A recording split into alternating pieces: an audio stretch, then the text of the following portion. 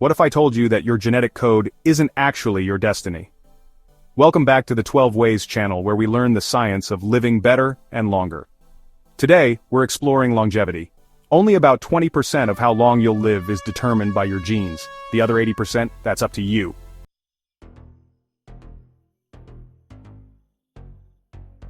If there's one thing that separates those who age well from those who don't, it might just be muscle mass. As we age, most people lose about 3 to 8% of their muscle mass per decade after age 30. This condition, called sarcopenia, isn't just about looking less toned, it's directly linked to early mortality. Dr. Attia often says that strength training is the closest thing we have to a magic pill for longevity. The data backs this up. People with greater muscle strength have significantly lower mortality rates. Even 2 focused strength sessions per week can dramatically change your trajectory. And ladies, this applies especially to you. Let me ask you something that might sound strange. Do you know your fasting insulin level? How about your glucose variability throughout the day? If you answered no, you're not alone.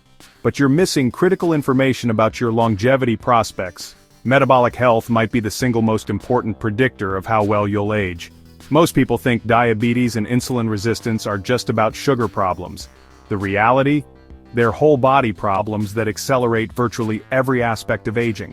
Your pancreas, liver, muscles, brain, and blood vessels are all affected by poor metabolic health long before you'd ever get diagnosed with diabetes.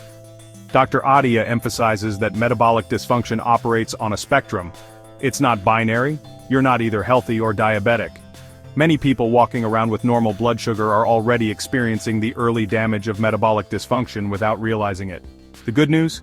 This is largely under your control. The key metrics to track are fasting glucose, fasting insulin, hemoglobin A1C, and triglyceride to HDL ratio. If these numbers sound foreign to you, it might be time to have a conversation with your doctor. These tests are relatively inexpensive and provide invaluable information about your internal health.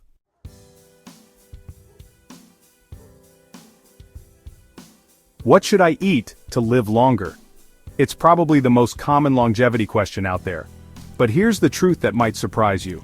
The specific diet you follow matters less than a few fundamental principles. Step back from the diet wars for a moment. Whether you're keto, vegan, Mediterranean, or carnivore, there are certain nutritional principles that consistently correlate with longer lifespans. First, prioritize high-quality protein to maintain muscle mass and cellular function. Second, moderate your carbohydrate intake based on your metabolic health. Third, don't fear fat, but be selective. Emphasize monounsaturated fats and omega-3s. But here's the most counterintuitive truth about nutrition and longevity. Sometimes not eating can be more powerful than what you eat, which leads us to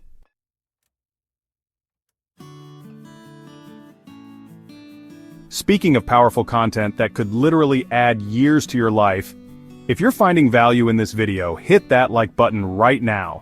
It helps more people discover this information, and subscribing ensures you don't miss our future deep dives into health and longevity. Now, back to our strategies.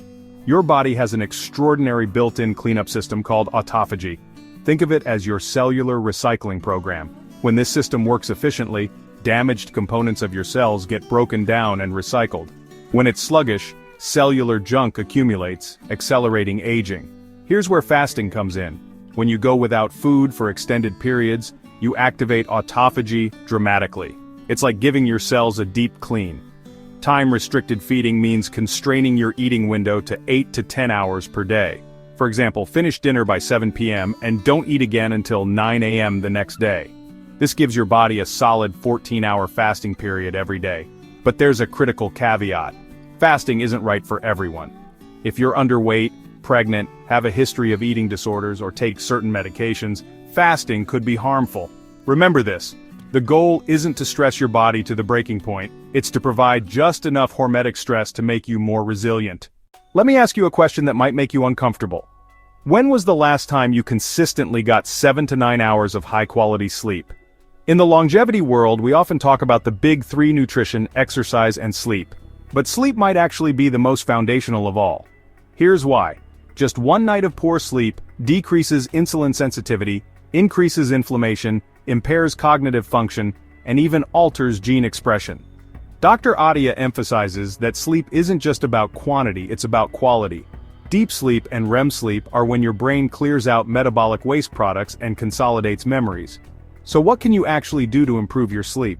Start with these evidence-based approaches. Maintain a consistent sleep-wake schedule. Keep your bedroom cool, around 65 to 68 degrees Fahrenheit. Avoid alcohol within 3 hours of bedtime. Block blue light exposure in the evenings. Stop caffeine at least 8 to 10 hours before bed. One more thing. If your partner tells you that you snore or gasp for air during sleep, don't ignore it. Sleep apnea is common and treatable, but left untreated, it dramatically increases your risk of cardiovascular disease, dementia, and early death. The irony is that in our hustle culture, sleep is often the first thing we sacrifice, when it should be the last.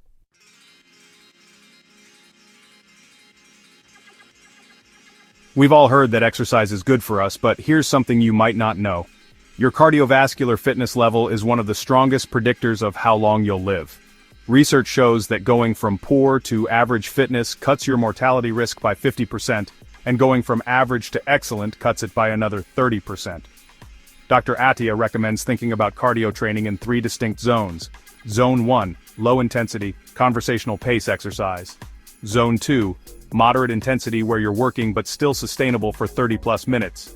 Zone 3, high-intensity interval training, HIIT, where you're working near your maximum capacity for short bursts. Combine all 3 approaches for the best results.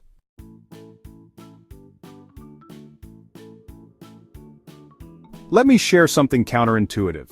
Stress itself isn't bad for longevity. Certain types of stress, like exercise, fasting, and cold exposure, can enhance longevity through hormesis. The real killer is chronic, unmanaged psychological stress, the kind that keeps your cortisol elevated for months or years. Chronic stress increases inflammation, accelerates telomere shortening, and promotes abdominal fat storage. Dr. Attia emphasizes the importance of a consistent stress management practice. Evidence-backed approaches include meditation, mindfulness, and deliberate breathwork. Here's a simple technique: box breathing. Inhale for 4 counts, hold for 4, exhale for 4, hold for 4, and repeat. Just 2 minutes of this can shift your nervous system from fight or flight to rest and digest. Stress management isn't a luxury for your longevity practice, it's a necessity.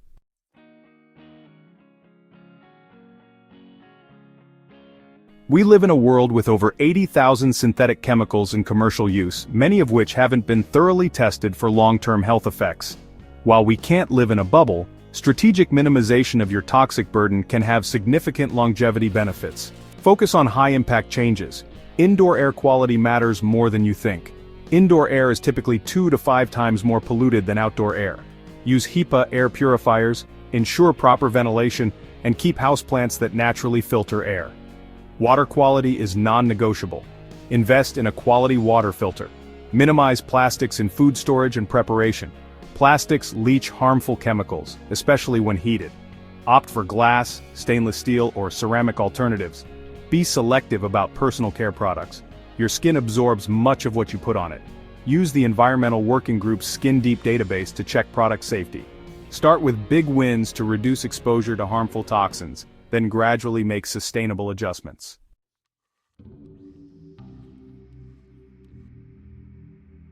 You've probably heard the saying, use it or lose it. Nowhere is this more true than with your brain.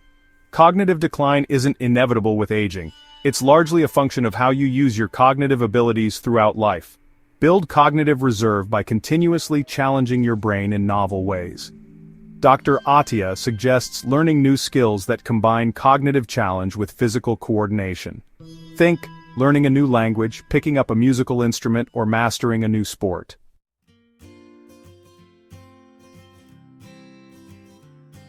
Social isolation increases your risk of premature death more than obesity, physical inactivity, or excessive alcohol consumption. Chronic loneliness is as damaging to your health as smoking 15 cigarettes a day. People with strong social connections live longer, healthier lives. They have lower rates of cardiovascular disease and better immune function. Building and maintaining social connections requires intentional effort. Prioritize social connection like exercise or work. Have you ever noticed that some people seem to get stronger when faced with challenges, while others crumble? This concept of becoming stronger through exposure to stressors has a name: anti-fragility. In the longevity world, we talk about hormetic stressors, short-duration challenges that stress your systems but make them more resilient. It's similar to how exercise works. You break down muscle fibers during the workout, but they rebuild stronger afterward. Dr. Attia highlights several hormetic stressors with promising research behind them: cold exposure, heat exposure, and hypoxic training. Cold exposure, like cold showers or ice baths, activates brown fat and improves mitochondrial function. Heat exposure through regular sauna use is associated with reduced all-cause mortality and cardiovascular disease. Hypoxic training, like high-intensity exercise or altitude training, can improve mitochondrial efficiency and cardiovascular function. The key with all hormetic stressors is appropriate dosing. The sweet spot is enough to trigger adaptive responses without overwhelming your recovery capacity.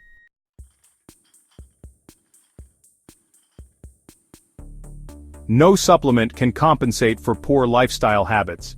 The foundation must be the strategies we've already discussed, but targeted supplementation based on your specific needs can fill gaps and optimize certain biochemical pathways. Dr. Attia emphasizes the importance of personalization here. Regular blood work and working with knowledgeable healthcare providers is crucial. Some supplements with strong evidence are vitamin D3, magnesium, and omega-3s.